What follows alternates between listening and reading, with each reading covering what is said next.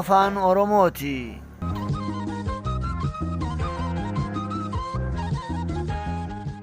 Raadiyoon Sagalee Ameerikaa wixataa qabee akka jimaataatti galgala keessaa sa'a 2:00 jalqabee akka sa'a 3tti meetir baandii 22-25-31 irratti Waashingtan DC irraa akka dabarsu sagantaa afaan Oromoo amma jalqaba.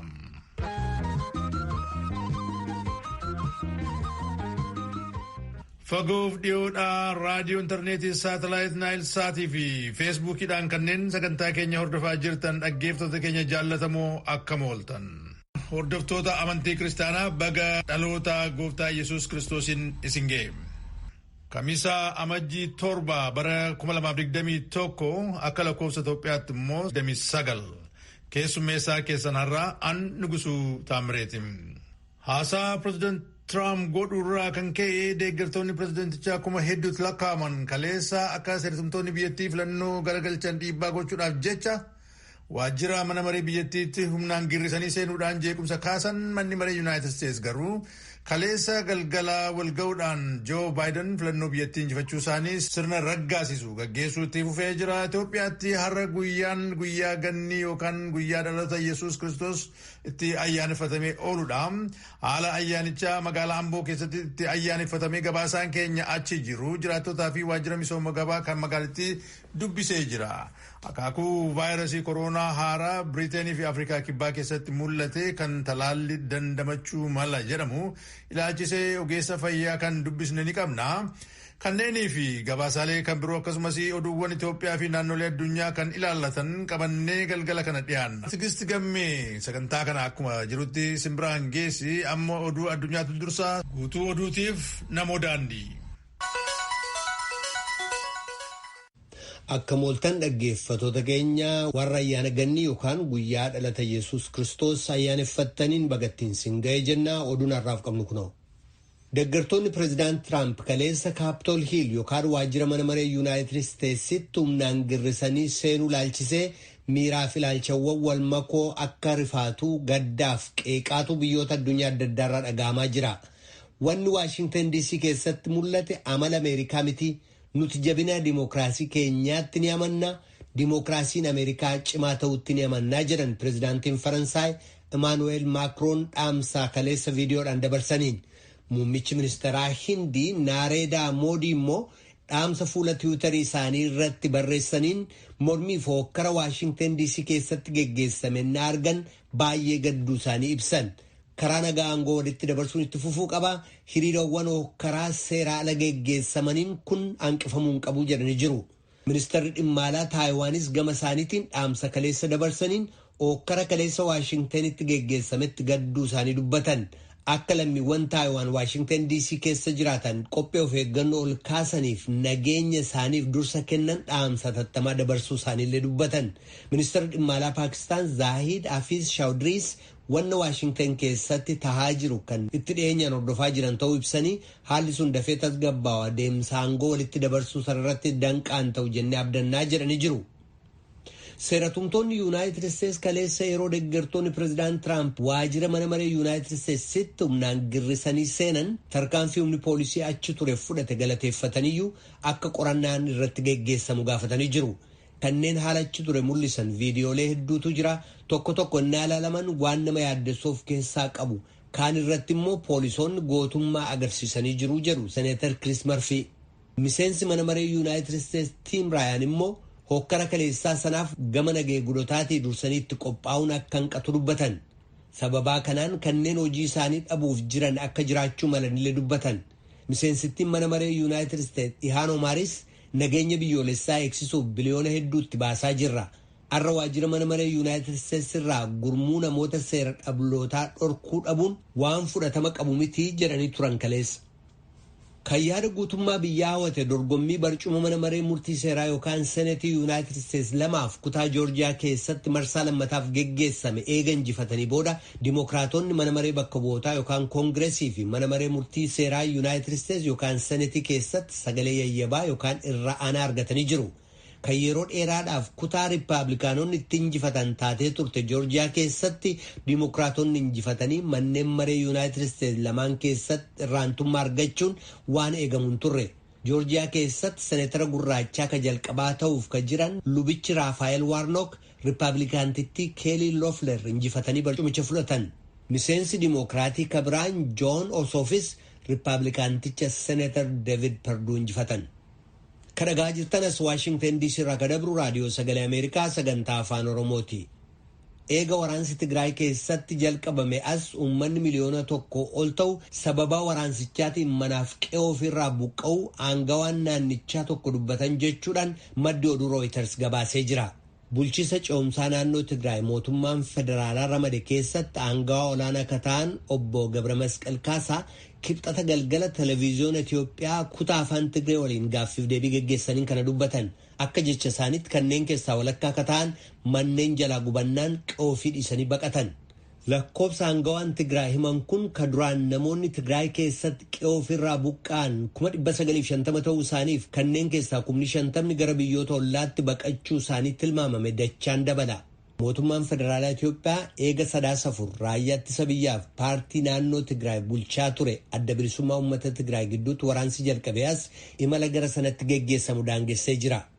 Aangawaan koomishina to'annoo sodaa balaa ka biyyoolessaa Itiyoophiyaa obbo Mitikkuu Kaasaa madda oduu Rooyitersiif ibsa kennaniin lakkoobsa aangawaa naannoo Tigraayin kenname sun ka beekannaan sirnaa kennameef akka hin ta'in dubbatan.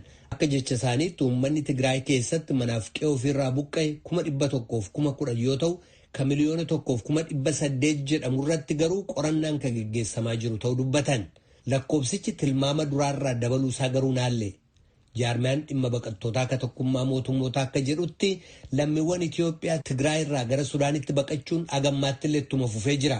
Waggaan haaraan barri 2021 eega seenee guyyaa xiqqoo keessatti namoonni gara 800 Tigraay irraa daangaa qaxxaamuranii Sudaan ba'aa seenuu isaanii dubbatee jira jaarmayichi.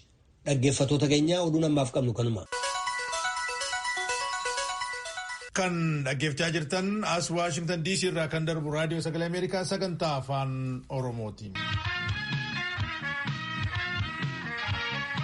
Haasaa pireezidaant Tiraamp godhurraa kan ka'e deeggartoonni pireezidaantichaa kan kuma hedduutti lakkaa'aman kaleessa akka seeratumtoonni biyyattii filannoo galagalchan dhiibbaa gochuudhaaf jecha waajjira mana maree Ameerikaa girrisanii seenuudhaan jeequmsa kaasan. Manni maree Yuunaayitid Steetsi garuu kaleessuma galgala deebi'ee wal ga'uudhaan Joo Baayiden filannoo biyyattii injifachuu isaanii sirna raggaasisu gaggeessee itti fufee raawwateeras Maayikel Kwiinii fi Paatsii Waadaakiswaaraa isa gabaasan jaalanneetu dhiyeessa. Seeratumtoota keessaa tokko barcuma duubaan jilbeenfatanii kadhataa turan.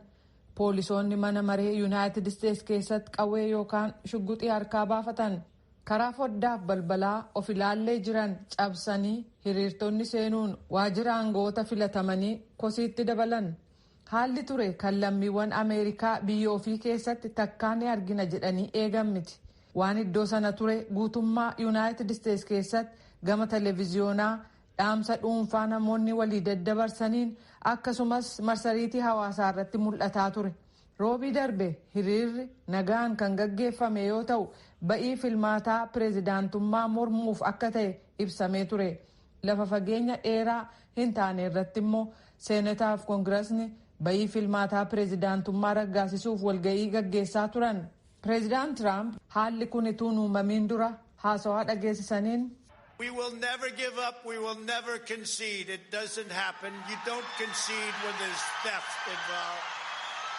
Takka abdiin kutannu dhugaadha jennes gonkumaan fudhannu yeroo hanni jiraatu fudhachuu hin qabduu jedhanii turan. Hiriirtonni kun gara mana maree Yuunaayitid Steetsitti akka qajeelan Tiraamp yaada dhiyeessan. Gamoo sana hiriirtonni itti dhiyaataa yeroo deemanitti daangaa poolisiin akka hin dabarre kaa'ee dhiibutti ka'an. Dheekkamsaan darbanii gara gamoo walga'iin gaggeeffamaa jiruutti ennaa seenan seeratumtoonni dheessan. Waashintan keessatti hiriira gaggeeffamuuf yeroo tokko tokko immoo hokkarri jiraachuun bona darbe mudatee ture. Inni kaleessa ta'e garuu adda. Liam Danavan paartii Riippaabilikaanotaaf kanneen karooraa fi imaammata baasan keessaati. Isaanis akka jedhanitti. What's unheard of is having individuals storming the Capitol, breaking down windows, breaking into offices. That's a shocking thing to witness. Namoonni dhuunfaa mana maree Yuunaayitid Steetsi haleelanii foddaalee waajiroota cabsanii seenan jechuu dhageenyeen beeknu kun suukanneessaadhaa jedhaniiru. Roobi kaleessaa aduun seenaa yeroo deemtu dukkanni iddoo fudhataa deeme magaalaa Waashintan keessatti uggurri sochii labsame hojiirra ooluu jalqabe. Miseensonni koongiresaa walitti deebi'anii filannoo pireezidaantummaa baatii sadaasa darbe gaggeeffameef sagalee deeggarsa miseensonni paartii kennan lakkaa'uu jalqaban. Seeratumtoonni deemokiraatotaas ta'e riippaabilikaanotaa Joo Baayiden filannoo kanaan injifachuu isaanii raggaasisuuf cicha akka qaban dubbatan. Walga'ii isaanii halkan guutuu itti fufanii dhumarratti akkuma saganteeffatanitti pireezidaantii Yuunaayitid Isteets inni itti aanu Joo Baayiden ta'uu mirkaneessaniiru.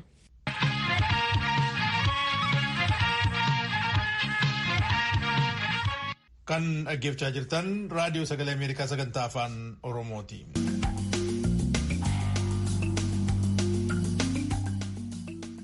Itoophiyaatti har'a ayyaanni gannii yookiin guyyaan dhalata Yesuus Kiristoos ayyaaneffatamee ooleera.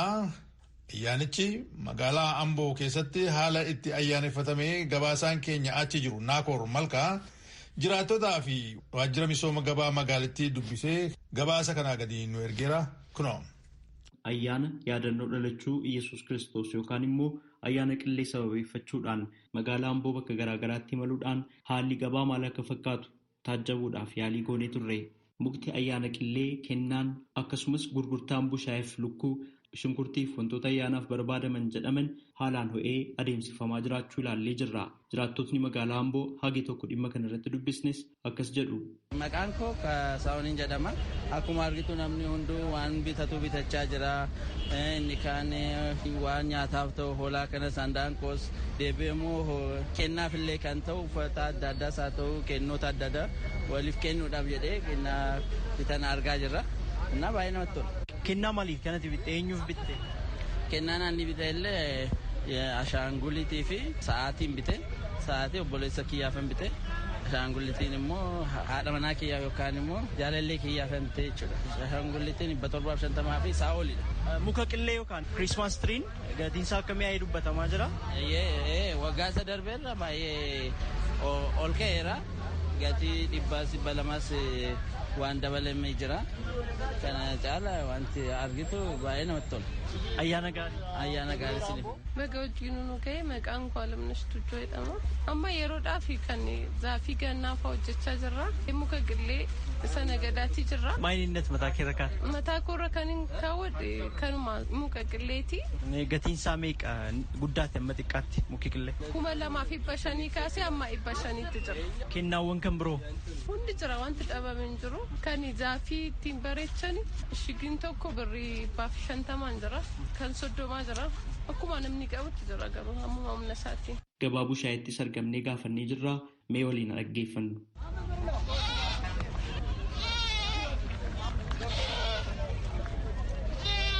Abataan jedhama. Hoolota kanan daldala. Gabaan moo meessitan jedhanii sin gomatti dhuguma?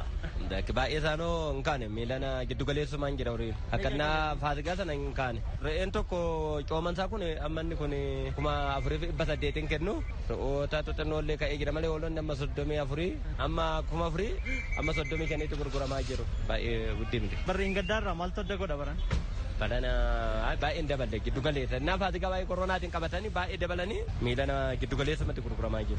Maqaan koo Baqqalaa Guddataa jedhama. Gabaan egaa akkuma horii isaa kan 5,000 kan 6,000 kan 4,000 jira. Ani waanuma xiqqaamte waan 2,000. Maaltu mi'aaye maaltu rakase? Garuu waan baay'ee ol ka'es natti fakkaatu giddu galeessuma akkuma durii. Baqqalaa Fedhasaan jedhama. Wanti irratti bobba'ee daldalaa jiru kun amma ammaatti haalli isaa gaariidha. Ani keessumaa shunkurtii diimaa qullubbii diimaa kanaan nagadaa jira. Qullubbiin diimaa baay'ee jimlaadha warra daldalaa warra characharutti dhiyeessina. Ayyaana kanaatiif birrii tokko kan dabalee malee birrii 14 birrii 13 fe'ee gurguraa turre. Ayyaana kanatti garuu birrii tokko dabalee nu dabaleen jedhamu. Warri gargalchan immoo hanga birrii 18 17tti gurguraa jiru. Namoota barbarree kiiloodhaan bitatanii fayyadamuu hin dandeenyeef anuu jiraa jedhu aadde Caaltuu Dalasaa gabaa magaalaa Amboo bakka Araadaa jedhame waamu keessatti argamutti hammuma dandeettii namootaatiin barbarree daakamaa gurguruus dubbatu. Amiin Caaltuu Dalasaan jedhama. Kunoo barbareef shiroo gurgurraa. Barbarreen meeqa? Barbareen kiiloon isaa 170. Nuti immoo kubbaayyaa isaas warra gadaanaa ta'e ani 20 jira, kan 25 jira, kan 30 jira, kan 50 jira. Kubbaayyaadhaan meeqadha inni kubbaayyaa? Kubbaayaan 60. Shiniin ishiin xinnoon immoo 20 jirti. Shiniin inni ittiin buna dhuganoo? Inni immoo 40. Isa kana inni kun 35. Isa kam sinii kenna? Akkami ayyaan? Omaan jedhu garuu wayyaa kaa xinnoo gala midhaaniiti miti reem. Nu wayyaa'uu danda'a gara dhufuttis. Eeggannoon weerara vaayirasii koronaa irraa of eeggachuudhaaf taasifamaa jiru garuu baay'ee laafaadhaa jedhu jiraattotni magaalaa Amboo kunneen. Namni waanuma koovidiin jiru itti fakkaatu walitti sissiqee deemaa jira, wal tuttuqaa jira, walitti dhiyaatee deemaa jira. Koovidiin humtuu dagatameeraan jedhanii gama kiyyaatiin silaa fageenya ofii eeganii maaskii kaawwatanii tuttuqaarraa bilisa ta'anii sila daldaluu qabuu tureedha yaada. Ayyaana gaarii. Amiin hojjumaanu. Baay'ee of dagannootu mul'achaa jira. Karaa adda addaatiin fakkeenyaaf walirraa eeganii dhaabachuun kun hin jiru, maaskii keewwachuun hin jiru, saayintaayizarii fayyadamuun hin jiru. Wanti kun immoo namni dhibee kanaaf xiyyeeffannoo inni kennu baay'ee gadi bu'aadha. Kun immoo gara fuuldura wanta fidullee hin beeknu waaqnis nu haa eegu malee haala amma jiruutiin baay'ee sodaachisaadha. Xiqqooshii waan baay'ee of eeggannaa jiru natti fakkaatu. Namni siigaa kun akka jiru waluma tuttuqaa jira. Waan of eeggachaa jiru natti fakkaatu baay'ee of dagatee hin jiru. Anis uummatarraa waan adda hin jiru akkasumatti of eeggachuun barbaachisaadha maayyoo. Dura baay'ee eeggannoo godhamaa ture amma homtuu waa'ee kanaa irraanfatee jira. Namni shillaa godhee jira uummanni isuma laalee nama maaskii qabatee deemu argitu hin jiru amma namni baay'een isaanii. Qorra irraa eebee maaltu jira jedhu garuu hin jira jedhu miidiyaan innaa dhageenyu baay'ee rakkisaadha garuu. Haala gabaa ayyaana qillee magaalaa Ambootti maal akka fakkaatu ilaalchisee waajjira misooma gabaa magaalaa Amboo keessaa ogeessa dubbisnee jirra. Isinis bageessan jecha maqaan kiyya Geetaachoo Dheessaan jedhama. Waajjira misooma gabaa bulchiinsa magaalaa Ambootti qindeessaa adeemsa to'annoo fi seera qabsiisa gabaati. Haala gabaa ayyaana qillee kana wal qabachiisee jiru sangaa guddaarra yookaan sangaan bal'inaallee akka magaalaa keenyaatti dhiyaachuu baatuyyuu kan dhiyaate gatiin 30,000 hanga 38,000ti. Kormaan yookaan immoo jibichi guddaan 16,000 hanga 24,000tti kan gurguramu ta'uu isaatechaadha. Gatiin lukkuu giddugaleessaan 350 hanga 450tti gurguramaatti kan jiru. Oolaa ilaalchisee oolaa tumaalessi 4,800 hanga 5,500tti. Tumaames giddugaleessi 4,000 hanga 4,500tti. Korbeessi 1,600 hanga 2,100tti gurguramaa jira jechuudha. Re'eedhaan wal qabatee re'een tumaalessi 4,000 hanga 6,000tti guddaansaa jechuudha. Giddugaleessi isaa immoo 3,800 hanga 5,000tti. Korbeessi re'een 1,800 hanga 2,200tti gurguramaa jira jechuudha. Dhadhaan egaa akka biyyaatti gargari. Dhadhaan bareeda jedhame hanga 300tti giddugaleessi immoo 280tti jechaadha. Shunkurta diimaan kiiloo tokko qarshii 18 hanga qarshii 20tti. Shunkurta adiin kiiloogiraamii tokko qarshii 80 gurguramaa jira jechaadha. Barbareen koloofoonsaa 160 gurguramaa kan jiru ta'uu isaati. Egaa akka waliigalaatti ayyaana bara kanaan wal qabatee gatiin baay'ee garaagarummaan jiraachuu baatuyyuu darbee waan tokko irratti dabalatni kan jiru ta'uu isaati jechaadha. Keessumaa zayitaan wal qabatee zayinni bara kana dabaleeti jira. Obbo Geetaachoon daldaltoota muraasa gama seeraan alaatiin socho'an irrattis tarkaanfii fudhanneerraa jedhan.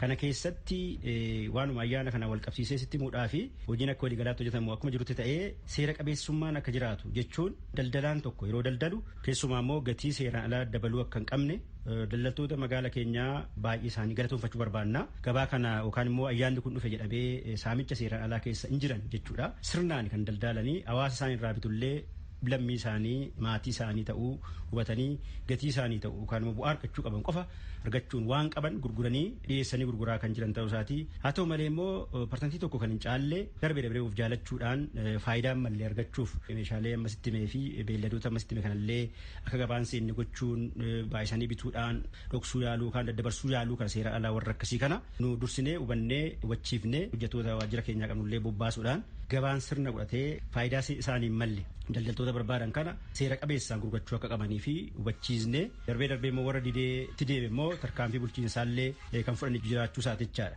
Ayyaana gaarii. Ameen isiniifis ayyaana gaarii. Raadiyoo Sagalee Ameerikaaf Naakoor Malkaa Amborraa. Kabajamtoota dhaggeeffattoota keenya haaluma kanaan egaa gara qophii keenyatti aanutti tuunceen dura gaafa ayyaana waggaa dhiitii shubbisi gurbaa jedha Taaddalee Gammachuu mee isaa wajjin xinnoo turtii haa goonu. Taaddalee Gammachuu hedduun galateeffadha. Gara qophii itti aanutti ceena. Qophii fayyaa.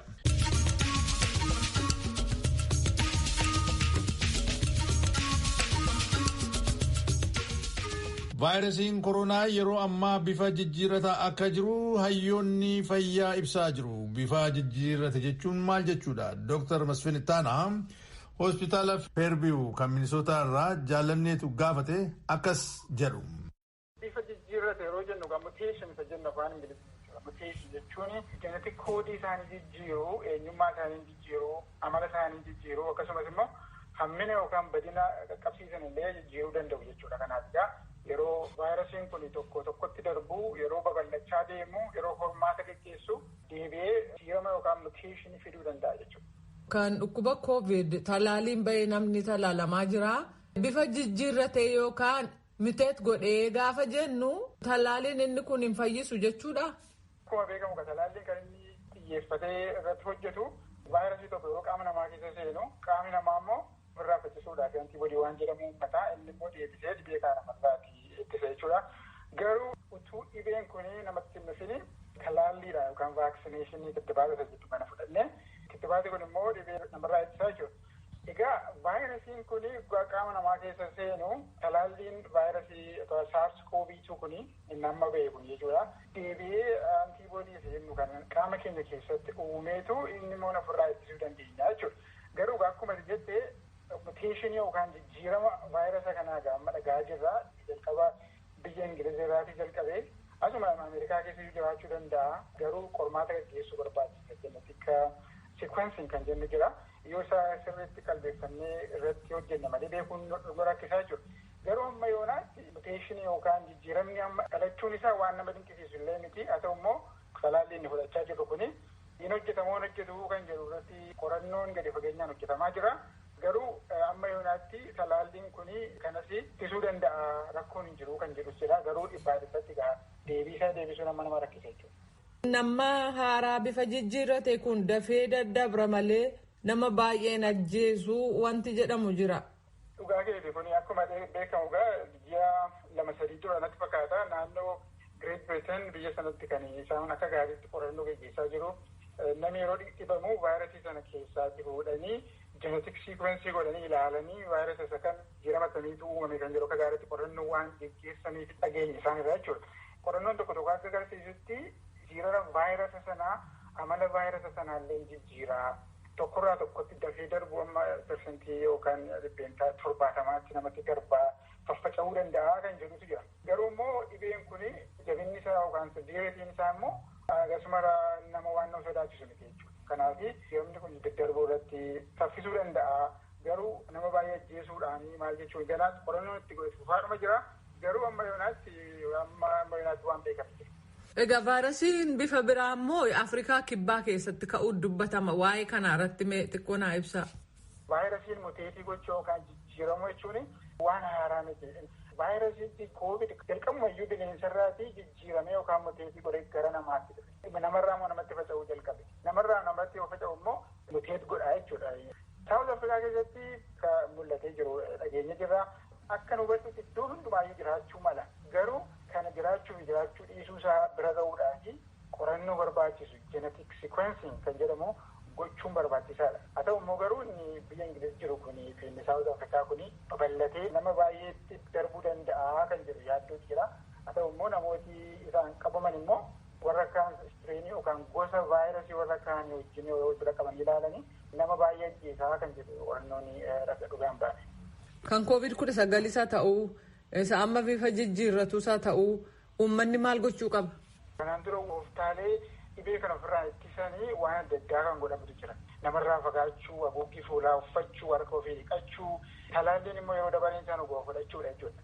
Dhibeen kun akkamitti tokkorraa tokkotti facaasee bakka gaariitti waan beeknuufi talaallii fudhannes fudhachuu baannes jijjiiramni yookaan muteeshiniin kun jiraachuu baates dhibee kana ofirraa ittisuudhaaf tooftaa kana gargaaramuudhaan maxiyyoo eeggachuu qaba. Dooktar Masfin Ittaanaa deebinaa laattaniif galatoomaa. Galatoomaa.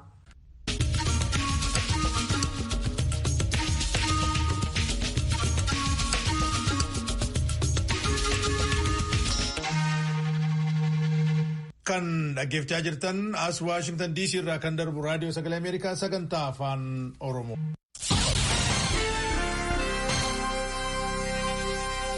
Kanatti aansinee ibsa gulaalaa kan imaammata Yuunaayitid Isteetsi calaqqisu isiniif dhiyeessina. Yuunaayitid Isteetsi akka bulchiinsi abbaa irree mootummaa Kuubaa, mootummaa Venezueelaa Nikolaas Maduro seera malee biyyi bulchuu jiru gargaaruuf jedhee horii hin baafne horii uummata hin saamne dhowwuu jirti. Gargaaruuf jedhee horii uummata hin saamne dhowwuu jirti.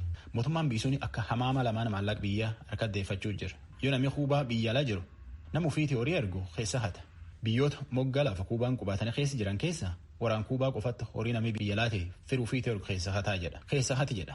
Ameerikaatti taanaan ministeera haajaa alaa addunyaa biyyoota gama dhihaa Ambaasaadar Maayikel Kozaak yoo dhiyoo tana rakkoo Kuubaa irratti dubbate. Waraanni Kuubaa horii kana waan guurratuuf qaba. Dhimmi Venezueelaa katti seenee kasaareen kan irratti ofiin gargaara. Waan kutate waan hafammoo akka ummati suuqilee mootummaatti wabitatuun tolchaa jedha Ambaasaadar Kozaak. Yuunaayitid Isteet amala Kuubaa kana dhaabuuf jetteetiin karaa akka akkaatiin horii irra dhaabuu jirti. Horiin kun akka karaa mootummaatiin aduun taatinu akka karaa ummati fedheen ergamu karaa qaqqajeelchuufii jirti. Karaan lammeessoo Yuunaayitid Isteet mootummaa kaastiroo ka horii tuulachuu jiru kana irraa dhowwuun jirtu waan inni hojjetu kan addunyaatti himu. Mootummaan Kuubaa ogeeyyoota fayyaa biyyisaa addunyaa keessa yaaniitiin namaawwan laanaan hedduu qaba. Warra kanarra horii guurrata. Karaan guddaan mootummaan kaastiroo horiin guurratu guddaan uyyuu kana akka Ambaasaadar Kozaak jedhetti. Warra kanaan walla ogeeyyoota akkana kan mootummaan isaa alaatti ergu kana minda warri argaturra harka 90 ofuma fudhata. Doktorooti kun inuma hojjetan malee horiin guma tokkolla harki isaanii hin ga'u jedha Ambaasaadar Kozaak. Biyyooti hojjettooti Kuubaa keessa jiran minda hojjettooti suni baankii mootummaa abbarree Kuubaan naquu dhiisanii baankii ofii galchan akkaawuntii ofii galchan. Akka mootummaan abbarree kaastiroon kunin horii kan hin arganne dhimma Venezueelaatiif ittiin hin fayyadameef tan tolchuu jiran. Yuunaayitid Isteet karaan dhibiin isiin mootummaa kanarra horii hin qabuu jirtu. Dhaabbilee basaas biisuuniitii fi dhaabbilee warra nagaa eeguutiif waraan mootummaa sunillee horii irra qabanii karaa suniin adabamanii jedha Ambaasaadar Kozaak. Hojii uummata Kuubaa jajjabeessuu feena. Mootummaa abbarree jajjabeessuun feenuu jedha Ambaasaadar Kozaak. Kan kanaa olitti dhageessan ibsa gulaalaa kan imaammata Yuunaayitid Isteetsi calaqqisu ture. Egaan raadiyoon sagalee Ameerikaa galgala keessaa sa'a lama walakkaa jalqabee akka sa'a sadiitti meetir baandii 22 yookiin kiiloo heerzii 13,765 irratti meetir baandii 25 yookaan kiiloo heerzii 12,040 irratti akkasumas meetir baandii 31 yookaan kiiloo heerzii 12,485 irratti wixataa haga jimaataatti qophii afaan Oromootiin dabarsu irratti raawwata. Qophii boruutiin walitti deebina nagaatti nu bulaa.